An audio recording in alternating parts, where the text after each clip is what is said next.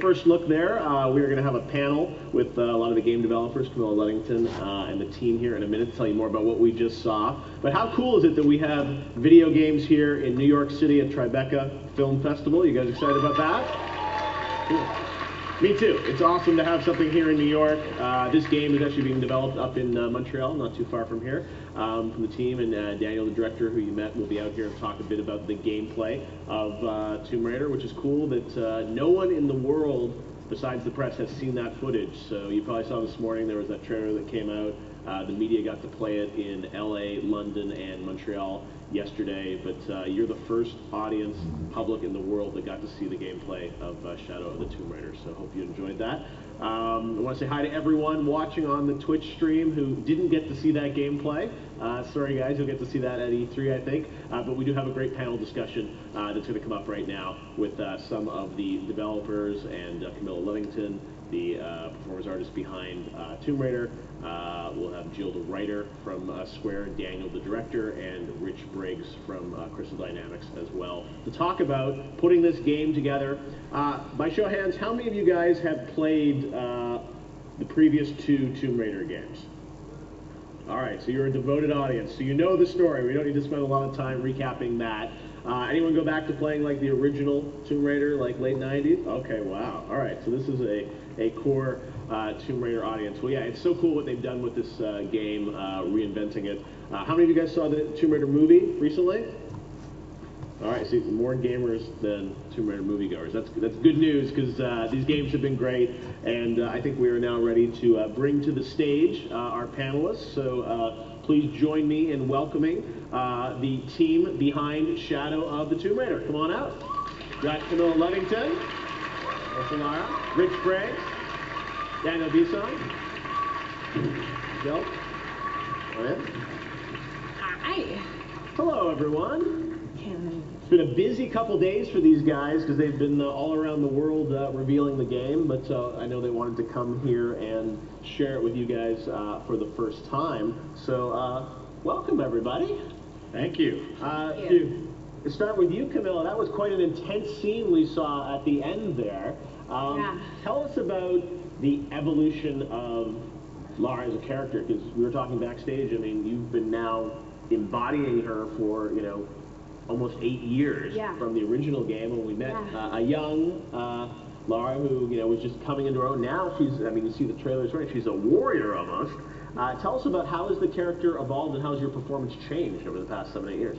Well, it's funny because I feel like at this point Lara is part of me because she's the character I played for the longest of any character. But I think, you know, you see in the very first game that she has that excitement and naivety to her about the world and adventure. And obviously, you know, at that point she has already lost her parents, but she's created this new family around her that feels like her cushion, her safety. And you see her lose in some way Sam and Roth. Sorry if anyone hasn't played the first game. Spoilers. Most of them raised their hand. Okay, sorry. And it just rips the carpet from under her, and I think then you see her go again, feel like she's lost everything. In the second game she has tunnel vision, and I think in this game I feel like if she carries on in the way she has been living her life, it's so dark, it's internally so dark, it will be self-destructive. So in this game it's really sort of about refinding herself and her light again. For me, it's hard, you know, for me it feels like I've had to mourn characters with her, and that mourning has driven her to do the things that she's done.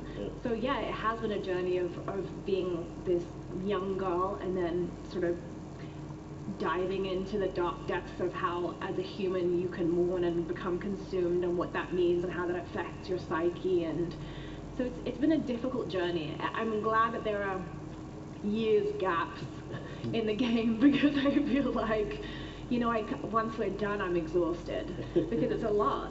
But I have to say, and I'm not just saying this, but this is the game this is my favorite game, the third, and it's the game that has stuck with me the most after shooting particular scenes. And it seems like, you know, very high stakes, as Dan was saying, you know, you're triggering an apocalypse here, so that's a lot going on. No big deal, just the end of the Yeah, world. I'm like, end of the world, triggered by Lara. Jill, tell us a bit from a story perspective. You know, we know some hints of obviously where it's going to be set. You know, incredibly high stakes. Tell us a bit about, you know, the journey that Lara's going to go on, and we saw, you know, some hints of some characters there. A new antagonist. So tell us, what can you tell us about the story?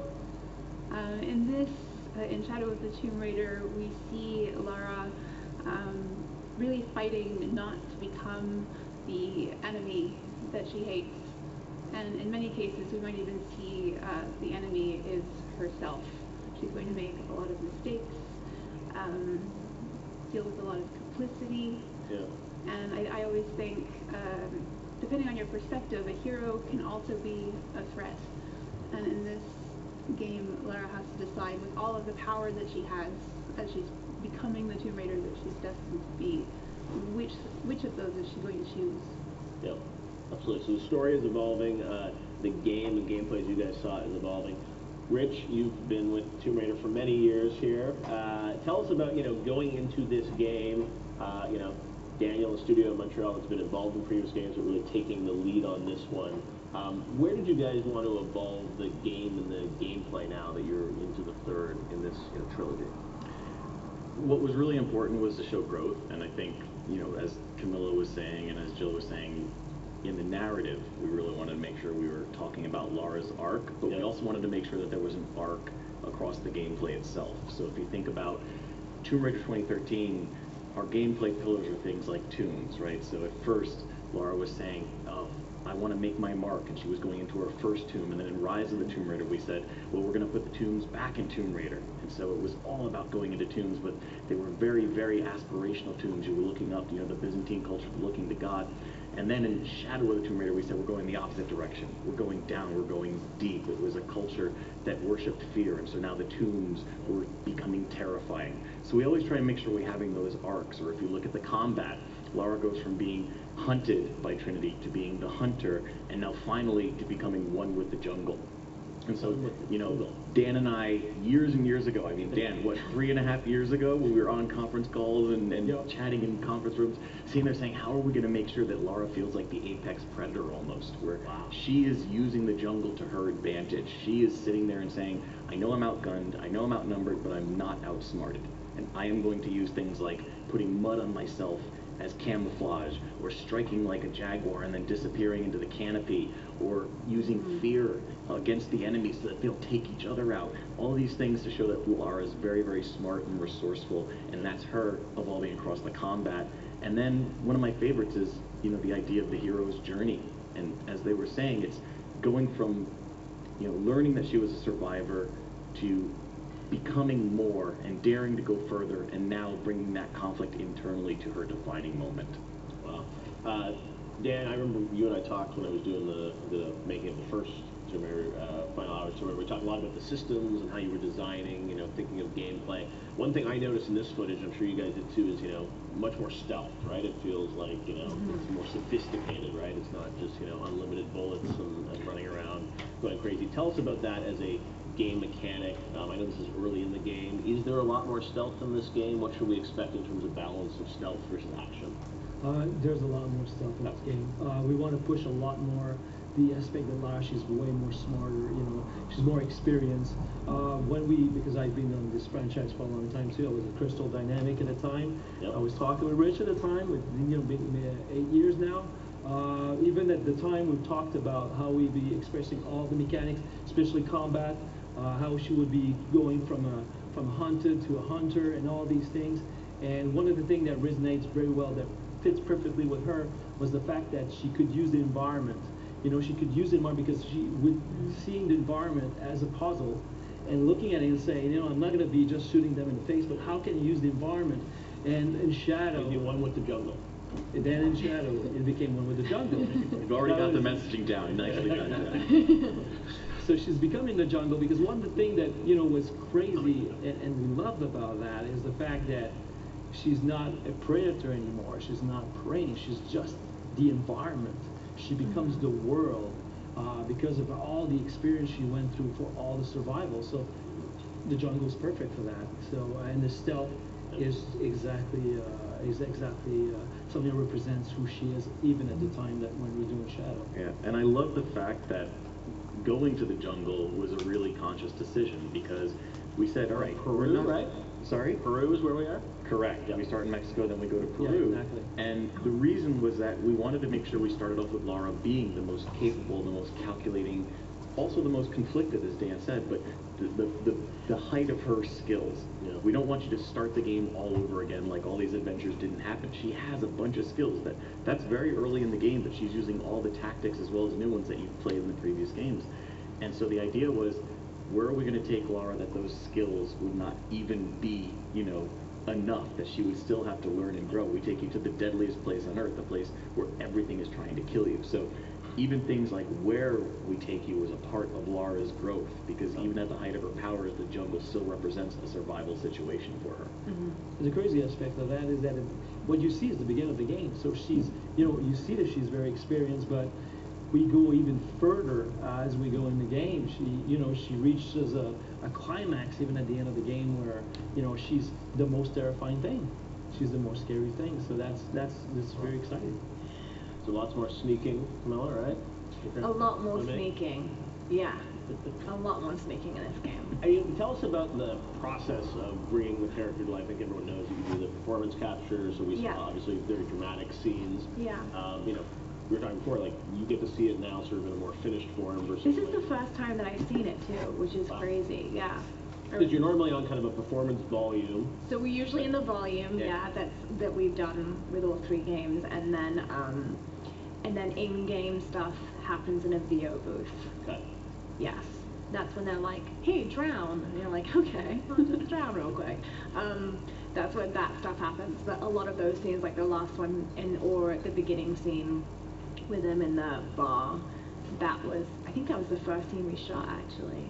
It might have been the first scene in the bar, I think. Yeah. Both of those were Both of really those were early. very early. Yeah. So we You're shooting do that with that. the other actors, right? So just like Yeah, so Earl, who plays Jonah, I shot with him. People probably know this about motion capture, but it's very different compared to doing a TV show where we're dealing with sets or a hospital or whatever it is, and there's no set around you, so you have to use a lot of your imagination. But sometimes that really works in your favor, because what you picture in your head can be much scarier or more emotional than what someone could even build for you. So it's always an adventure for me, because I get to live in my mind a little bit whenever I go and do you another get game. surprised when it all comes Yeah, and then I get to see what they've made, and it's always better than what I could even imagine. So it's incredible to actually just even see a little bit today. The story that I love that I heard about you from that scene was that Which one? The last scene with you and Jonah on Yeah. the rooftop, where you were just saying, no, That was a you've tough got to go scene. further. Yeah. What the... I was going to say, tell them, this is awesome. I love that, if you don't mind sharing. Which, like, what part of it, though? where you, what I heard at least was that you were saying, we have to do it again, we have to do it again. It's got to be more emotional, it's got to be more emotional, to the one point where Earl finally started yelling at It you. was the end of the day. It was the end of the day. We hadn't had lunch. We were tired. No, I'm kidding. It was the end of the day, and I just remember that really they wanted Earl to get to the point where he lost his shit, and he was sort of being a kinder Jonah in a way than we wanted him to be. So then I was like, let's do it again, and I just laid more into him, and the more I pissed him off, I guess, the more heated he got, and then we ended up with that. That was not take one, that was like take... That was not take one. Yeah, no, that scene probably took a couple of... That was the second to last take, because we always do an extra one for safety, even though They on do. that one, because we're facing the monitors, we have our back to you. Yeah. We all looked at each other and went, when that one was done, then... I think we just like collapsed after that scene. It was like so exhausting. But no, I knew that I needed to get him to that point, and he was being too gentle with Lara like he's been before, and Jonah has to confront her in that way for it to work, and for her journey and his journey to separately work. That moment needs to happen. So We ran it over and over, yeah. The first time I saw the scene, for me, because I saw that, when I see the scene, they present to me, I have, I review it and everything, but they have all these costumes and all they have all these balls on them because it's motion capture. Oh, That's how I see the scenes, And so flattering. They say this is, because there was multiple takes, and they say, this is, the one that would think may be good, but there's another one that's very special. And they showed it to me, and I was like, wow. That is the scene. This is the one where Jonah was like screaming, and I was like, "Wow, this is insane!" Yeah. And it was the first time I really felt something, that impactful, emotional at that moment when you're looking at the scene in the game. Because you have to imagine when you see all these things, you have to imagine how the characters will come up on screen, and it was very powerful. There's other scenes also that was very, very powerful. Yeah. But I just love that dedication. I love that dedication because we I was just trying to piss them off as much as I But could. you were like, no, you've got to go further because we needed that with Lara's journey. We had to show that. I mean, Jonah and Lara have been through so much together. They're like brother and sister. That Lara is Jonah's little bird. The fact that she has put so much pressure on herself and that the world is putting so much burden on her that it could strain even that relationship, to me, is one of the powerful things about the story that we're telling. Right. Well, this is the moment that I feel like, again, like sets them off on the journey that they take separately and together. So it had to be intense like this. Also, she did just set off the end of the world, which is like a minor issue. Vexing you for the entire game. Let's talk a bit about the antagonist of this game, Bill. You had a good quote. I was reading a story today where all the characters in this game, I think, you said the antagonist is such a multi-dimensional character that he could be a protagonist in a different game. And the idea is not just a villain or, a cartoonish villain. It's someone that actually has texture to their character, which, as Camilla was saying, I'm sure gives the entire game kind of more emotional weight to it. Tell us sort of her adversary in this game. Yes. I don't think we saw him in this version of the gameplay, but he's Dr. Dominguez. He is the head of Trinity. Okay. And his motivations, which we'll get into more later, perhaps at E3. Joe's being very careful right now. I know. He's like trying to get serious. I know. I'm like, That's trying to get It's hard. What It's hard because going I love this character, and it's a character that I think really came alive through the process of performance capture with Carlos Leal, who plays him. Okay. But he's someone whose motivations they often come across as just as compelling as Lara's, and he's someone that I think will make the player question her motives, and he even really gets in her head and makes her question herself. And I think that brings her whole struggle alive. Yeah. To have such an equal challenger to face. Yeah. It's conflicting knowing both of their motives. Like when you're kind of like, ugh, about both of them. And I do think she also pulls him. They set each other on edge. Yeah. One of the things we talked about, if I remember, about Dominguez is that we wanted to have a bad guy that would be the hero of his own story, like you were saying, and it was more like a tragic story. If you would be flipping the coin saying, I'll be this person, and we want to make sure that the players would love him as much, saying, oh, I could believe why he's doing that. I would like to be that person, or I would be with that person. And this is something we worked very hard to make sure that people are like, wow, this guy, I could be part of his team.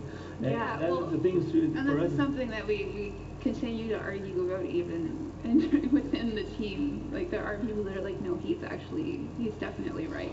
Yeah, that's the thing. Yeah, you could potentially side with him, which is a very interesting thing for like a quote-unquote villain, where you feel like, I could be on your side as opposed to Lara's. Exactly. Which is really interesting. She caused the apocalypse, and he said, I'm going to fix it. Yeah, but imagine how short the game would be if she didn't. It'd be like, doesn't take the dagger, credits. Oh my God. Yeah. So are there a lot of scenes with, Dominguez and Lara, is that a character we're going to sort of see that play out throughout the game? It's not just sort of like leading up to this, final confrontation. I don't want to give away too much of the story, but I would also like to mention that a lot of the experience in the story are carried by the gameplay itself, and it's a game that's going to have a lot of open exploration and a lot of other characters to meet in the world. And it's not always based in the cinematics, and it's not always a purely linear experience. We really have a lot of moving parts working together to drive it. That's awesome. Like you said, like that's I think the trend now is to have some big cinematic moments, those big intense scenes, so like you said, like kind of continue the narrative throughout. Let's talk a little bit more about sort of the gameplay and the systems.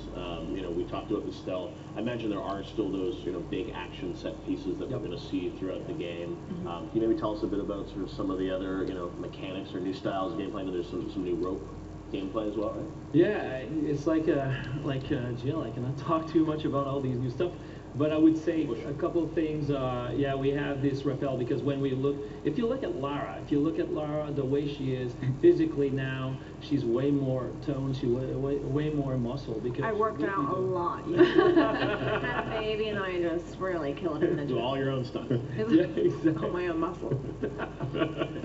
So she's going to be doing things that she would normally not be able to do otherwise. And yes, we're pushing the aspect of pillar we're talking about that we call the traversal, which is the movement in the world, and we're pushing that way more than we did before. So part of that is exactly the rappel and the wall run in other ways.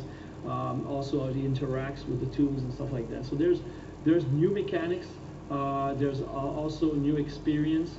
The way you can experience the game will be different from a player perspective. But more specific than that. Well, we can, one thing we can talk about, because what I love... Rich is giving you approval. There you go. Yeah, you got the grand seal of approval. He's the one says yes or no. Yeah. Can I share an anecdote about the traversal? One of our designers said this, and I loved it. He was like, yes, we've added things like rappelling, and so now as she is descending in her mental state, she's literally descending in the gameplay. Yeah. Well, it's great because I think we added a lot of verticality. If you look at the rappelling with the wall run and the jumps that happen from that, we have climbing puzzles that you need the grappling hook to use now in order to succeed. And then going with the swimming, we have underwater swimming, which was one of the most requested features by fans. Yep. And in Rise of the Tomb Raider, we let you kind of paddle around the surface. Dan, you have to make the whale sound. I give you so he has the best. Yeah. Dan always says it's not like swimming out in the ocean where you got a bathing suit and you hear a whale going.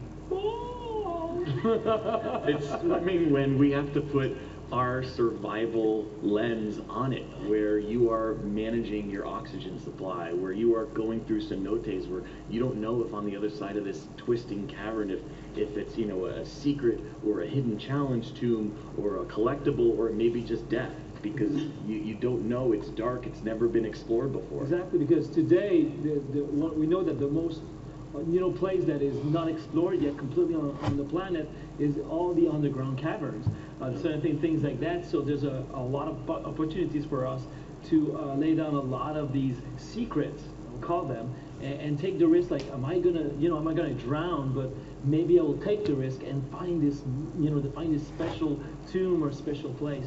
That was important for us. Yes. Wow. Well, it looks incredible. We can't wait to see more of it. It's coming out soon. That's the good news. September 14th, so you guys don't have to wait too long to check it out. What did you guys think of the game overall? All right. Good to hear. We'll see more, I'm sure, at E3 just 6 weeks away. I want to thank all you guys for joining us here at Tribeca Film Festival. Thanks to all you guys for joining us for the panel. Thanks for everyone watching the stream. And we will see you in September to play Shadow of the Tomb Raider. Thanks, guys. Thank you for coming. Thank you, everyone. Thank you.